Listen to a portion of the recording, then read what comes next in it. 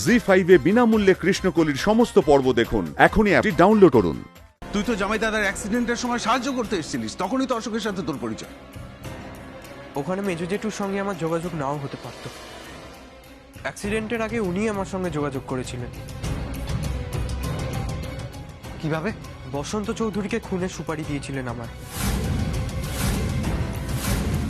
খুনটা আমার পৌঁছানোর আগেই হয়ে যায়, আর অ্যাক্সিডেন্টটা আমার চোখের সামনে হয় বলে আমি সাহায্য করতে এগিয়ে যাই।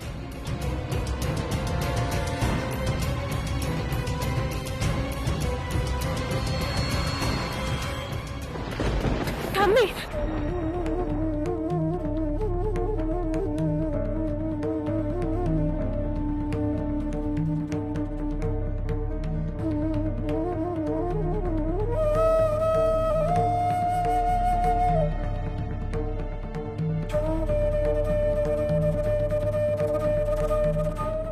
এসব এসব কি কি বলছে ও?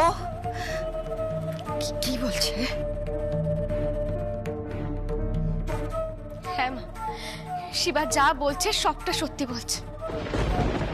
ছোট কর্তার এটাই মনে হচ্ছিল যে বাবাকে খুন করা হয়েছে। অশোক চৌধুরী এইভাবেই খুন করাতেন। একজনকে বরাত দিয়ে উনি নিশ্চিন্ত হতেন না, একাধিক লোককে একই কাজে বরাত দিত।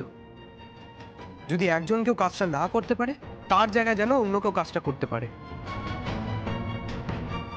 আর দাদানের উকিলকেও উনি এইভাবেই খুন করিয়েছিলেন।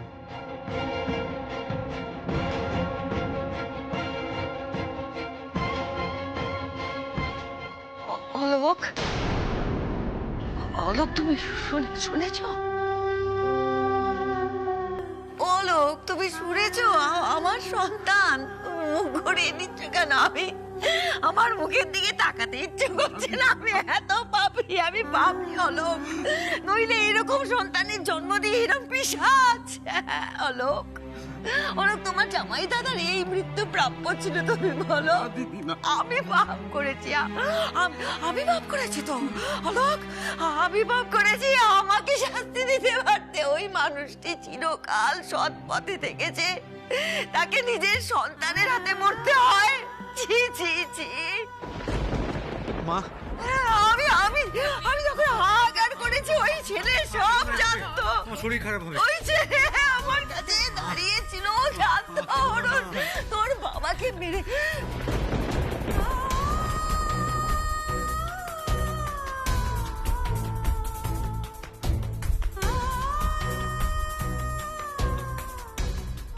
মা, এত কিছুর পরেও মেজ দাদা একমাত্র ব্যক্তি যিনি আমার ছেলের সন্ধান জানে।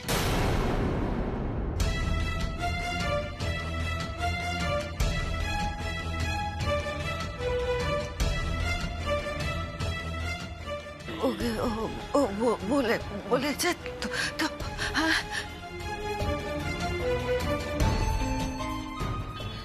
আরে ও তোকে নিজের মুখে বলেছে এই কথা? হ্যাঁ হ্যাঁ মা, উনি আত্মবিশ্বাসের সঙ্গে বলেছেন যে উনি জানেন আমার ছেলে কোথায় আছে, কিন্তু জেলে যাওয়ার আগেও বলে গেলেন না।